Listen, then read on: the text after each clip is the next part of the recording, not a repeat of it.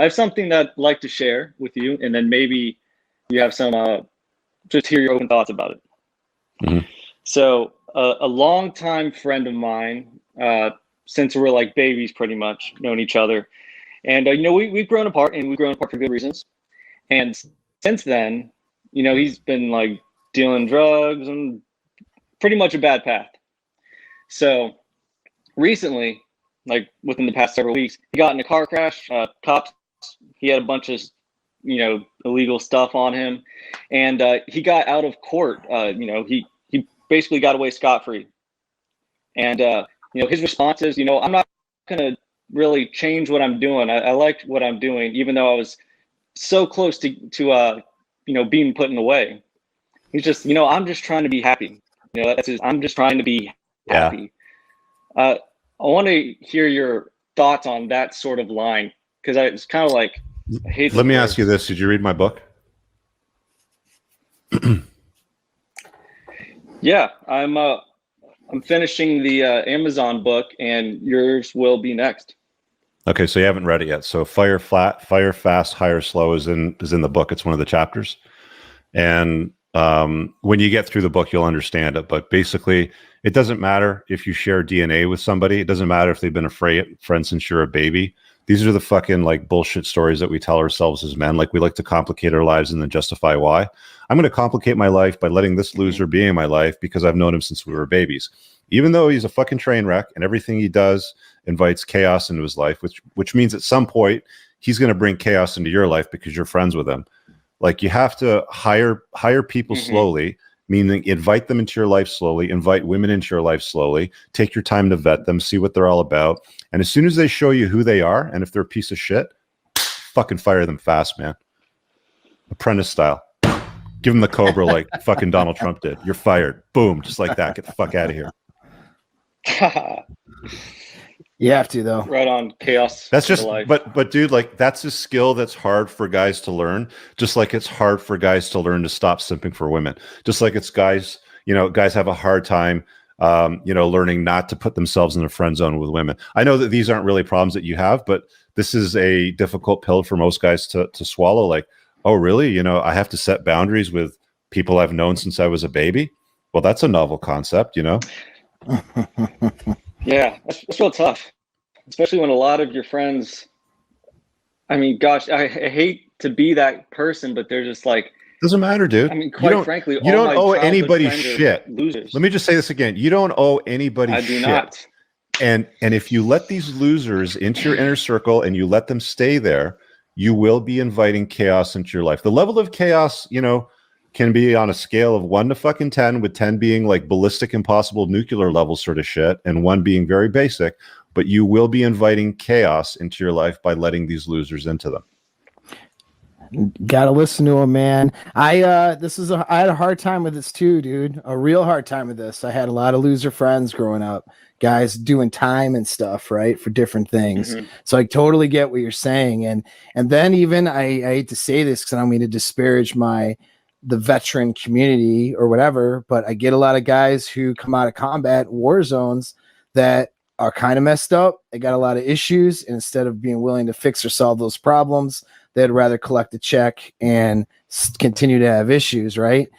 I don't have time for that. I can't have those people around me because they're going to suck me into their situation, and there's an opportunity cost. The biggest thing that you have to recognize is there's an opportunity cost for how you spend your time and energy. So if you're, and Rich is like saying that all over the place in different ways. It's like, when you spend your time and energy on somebody that, especially someone who's not demonstrating a capability of being able to do better, it's taking that time, energy, and money and flushing it down the toilet. And that's stuff that doesn't go into the things you need to be working on to make yourself better, dude. It really is. Hey, Paul, I'd like to add to that. So when you say, like, for the phrase hire slow, fire fast, when you say fire fast, you mean just like completely like gone, like childhood, like all that, you could say let me ask you this question. Like, would you invite a fat single mom with 3 kids in tow from 3 different fathers into your life? Yes. Oh, I mean, I know Paul would, but what about you? That answer. The answer is what? No, right? Of course not. No, Well, I'm just kidding. that's obvious. Yeah. Okay, Obviously so not. Yeah. so why would you let a guy that's a fucking train wreck that gets into a car crash, that's into drugs, that invites chaos into his life, into your inner circle? It's no different. If you're willing to set No, boundaries not with like, women, you need to be willing to set boundaries with yeah. other people too. I know what Love you're saying, keeping though, them like dude. at a distance. That's what I'm about to say. Yeah, So like here's you the thing. basically lose their phone number. Right. Yeah. Like Yeah. they're still around. You're not going to tell them to go Yeah. pound sand sort of thing. But yeah, you just don't Mhm. respond to them. They text you, You don't you're have to have busy. this They call big you, they want to get emotional together, moment. you're busy. Yeah. You don't have to have this big moment with them where That's they right. sit them down. It's just like you just put your time and energy elsewhere. Like I have a friend, for example, great friends from childhood. He's at the bar probably every night. If I run him into in the bar, hey man, we do a shot. It's cool. How you been? Awesome, bro. Like sweet. I'm busy with my stuff, man. You're busy doing your thing. Cool, whatever. And I go about my life, right? There's no animosity there. It's just that my time and energy gets focused elsewhere. And that's all it is. You don't have to abandon people, because I know that's what you're thinking. And there's that. I mean, I get it. I get it.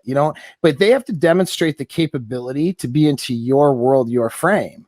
You know what I mean? And if they're not demonstrating that capability, then they're just going to suck you down. If I was putting a lot of time and energy into the guy who hangs out at the bar every day, I couldn't do what I'm doing right now. I absolutely could not. I could not nurture my business and take things in the direction I'm going. But I don't have to have a big moment with him either. I just kind of point in another direction. Now, maybe someday he's building the business and he says, hey, man, I'm building this business, doing some stuff. I understand the work you're trying to do too. Whatever. Let's talk about that. Okay, cool. Like that's fine then, right? Depends. You just got to decide if they're going to be a toxic force or not, and then just kind of let them go that way. You know what I mean? I have a short video clip that I posted to Twitter. I'm trying to dig it up because Hype Fury posts so much for me now, of Snoop Dogg explaining this very concept with people in your life that just don't make the cut. I'm gonna keep looking for it. I will find it because I know it was in the last 3 or 4 weeks. I just have to keep scrolling and scrolling until I find a damn thing. But it exemplifies the point very, very well, and it'll make complete sense to you. Just give me a second here. While you're looking for it, I'll throw a quick comment. Yeah, go ahead. Oh, I was gonna say, so quick comment, dude. Oh, go ahead, Lebowski. Go ahead. Sorry.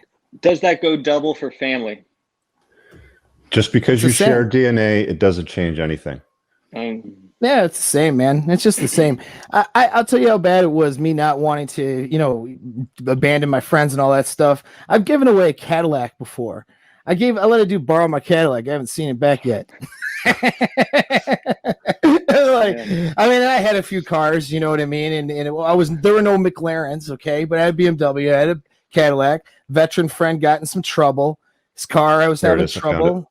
Tossed him the keys. He said, hey, just give back when when you're done and you get your stuff back and you figure your stuff out.